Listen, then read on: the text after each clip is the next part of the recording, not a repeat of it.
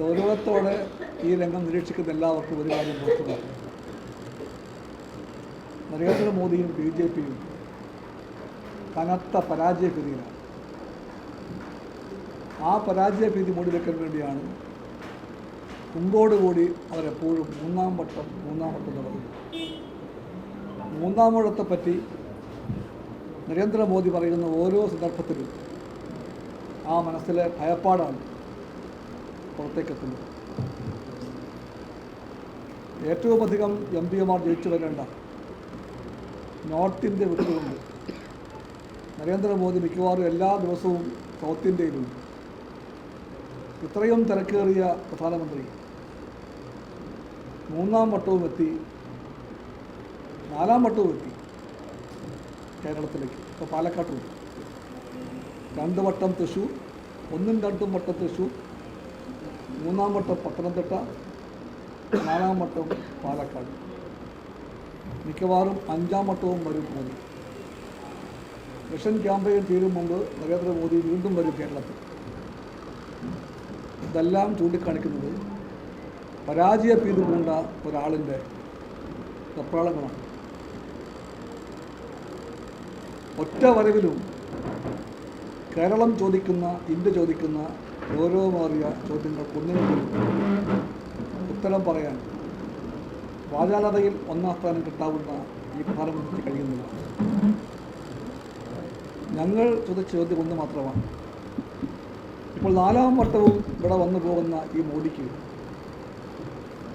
ഒരു തവണ പോലും, അരമണിക്കൂർ പോലും എന്തുകൊണ്ടാണ് മണിപ്പൂരിലേക്ക് പോകാൻ നിരക്കുന്നത്? ഇപ്പോൾ ചോദിക്കുന്നതല്ല.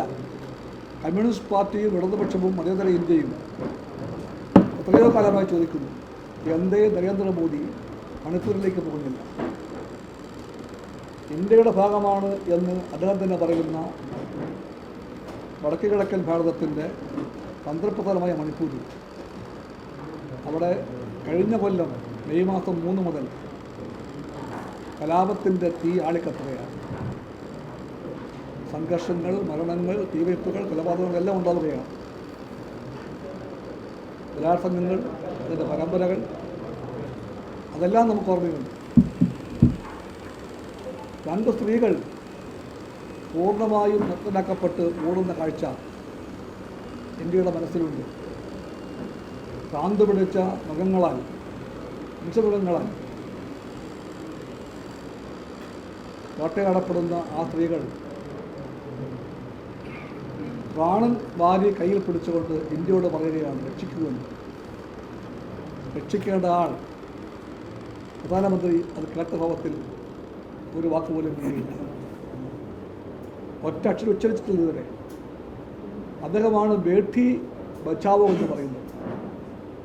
ബേഠി ബച്ചാവോ എന്ന വാക്കിൻ്റെ അർത്ഥം പെൺമക്കളെ രക്ഷിക്കുമെന്നാണെങ്കിൽ ഇന്ത്യയുടെ പെൺമക്കളെ രക്ഷിക്കാൻ നരേന്ദ്രമോദിയുടെ ഗവൺമെൻറ് പൂർണ്ണമായി പരാജയപ്പെട്ടുവെന്ന് മണിപ്പൂർ പറയുകയാണ്. ആ പരാജയത്തിൻ്റെ കാരണങ്ങൾ ആരേക്കാളും മോദിക്കറിയാം. അതുകൊണ്ട് മാത്രമാണ് മോദി അങ്ങോട്ട് പോകാൻ ഭയപ്പെടുന്നത്. നിരന്തരമായി ഇന്ത്യ ആവശ്യപ്പെട്ടിട്ടും ഇത്രയും ഈ 56 ഇഞ്ചോ ചുറ്റളവ്, നെഞ്ചളവ് 56 ഇഞ്ച്, എന്തിനാണ് ഈ 56 ഇഞ്ച് നെഞ്ചളവ്? ഈ നീളമുള്ള നാക്കെന്തിനാണ്? മണിപ്പൂരിലെ സ്ത്രീവേട്ട, ബേഠിമാരെ, പെൺമക്കളെ വേട്ടയാടുന്ന ഈ കിരാതമായ നീക്കത്തെപ്പറ്റി നിർത്തൂ എന്ന് ഒരു വാക്കുപോലും പറയാൻ കഴിയാത്ത നാക്കെന്തിനാണ്? നുണ പറയാൻ വേണ്ടിയോ? ഗ്യാരൻറ്റികൾ എന്ന രൂപത്തിൽ നുണകൾ പറയാൻ വേണ്ടി മാത്രമുള്ള നാവെന്തിനാണ്? ആ നാവാണ് മോദിയുടെ നാവ്. ആ നാവിൻ്റെ പൊരുൾ ഇപ്പോൾ ഇന്ത്യക്കറിയാം. അതുകൊണ്ട് ആ നാവ് കൊണ്ട് മോദിയും BJPയും എത്രമാത്രം കള്ളങ്ങൾ ഇനിയും പറഞ്ഞാലും ഇന്ത്യ വഞ്ചിക്കപ്പെടാൻ പോകുന്നില്ല. മോദി ഗവൺമെൻറ് ഇന്ത്യയോട് കാണിച്ച കൊടും ചതിയെപ്പറ്റി പറയുമ്പോൾ, വഞ്ചനയെപ്പറ്റി പറയുമ്പോൾ ഒരു കാര്യം എടുത്തു പറയാൻ കമ്മ്യൂണിസ്റ്റ് പാർട്ടി ആഗ്രഹിക്കുന്നു. ഈ നാടിൻ്റെ സമ്പദ്ഘടനയുടെ വിശ്വാസ്യതയെ പൂർണ്ണമായും മോദി ഗവൺമെൻറ് അപകടത്തിലാക്കിയിരിക്കുകയാണ്. സമ്പദ് വ്യവസ്ഥയുടെ പ്രധാനപ്പെട്ടൊരു ആധാരശിലയാണ് ബാങ്കിങ് സിസ്റ്റം. ആ ബാങ്കിങ് വ്യവസ്ഥയുടെ ഏറ്റവും പ്രധാനപ്പെട്ട ഒരു കണ്ണിയാണ് state bank of India.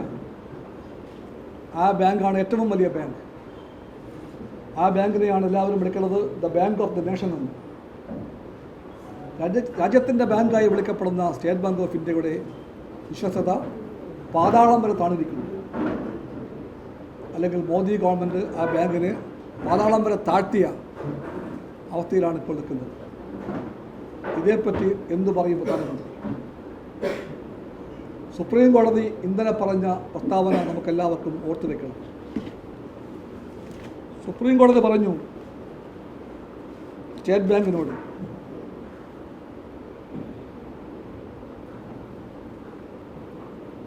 State Bank of India should be candid and fair and not selective while directing it to make a complete disclosure of electoral bonds. Electoral ബോണ്ട്സിനെ പറ്റിയുള്ള എല്ലാ കാര്യങ്ങളും നാടിനോട് പറയാൻ, വ്യക്തമാക്കാൻ സുപ്രീം കോടതി പലവട്ടം പറഞ്ഞിട്ടു. ഒളിച്ചു കളിക്കുന്ന സ്റ്റേറ്റ് ബാങ്ക് ഓഫ് ഇന്ത്യയെ പറ്റി ഇതിനേക്കാൾ രൂക്ഷമായ ഭാഷയിൽ എങ്ങനെ പറയാൻ പറ്റും?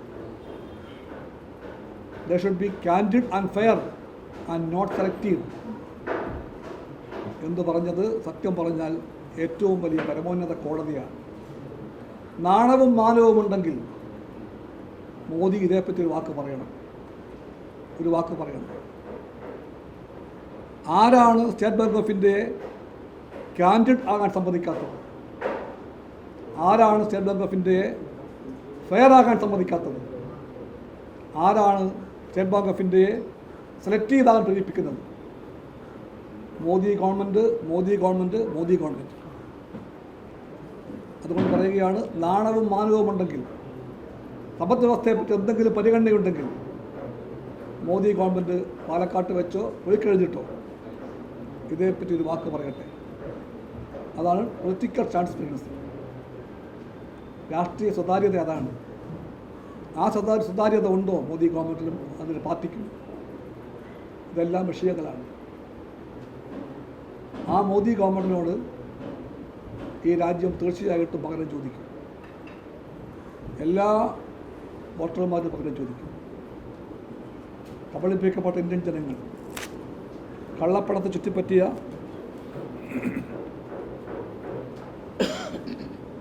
കള്ളപ്പണത്തെ ചുറ്റിപ്പറ്റിയിട്ടുള്ള കഥയൊന്നും ഞാൻ പറയുന്നില്ല.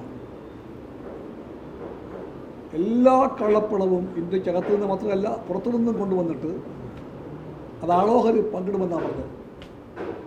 ആളോഹരി പങ്കിടുമ്പോൾ ആ കള്ളപ്പണത്തിൻ്റെ മൊത്തം സംഖ്യ പറഞ്ഞ് അന്ന് മോദി പറഞ്ഞു, ഇന്ത്യൻ ജനസംഖ്യ കൊണ്ട് ഹരിച്ചാൽ ഓരോ ഇന്ത്യക്കാരൻ്റെയും അക്കൗണ്ടിലേക്ക് 15 ലക്ഷം രൂപ വീതം എത്തിക്കാൻ കഴിയും എന്നൊരു ഗ്യാരണ്ടി ഉണ്ടായിരുന്നു.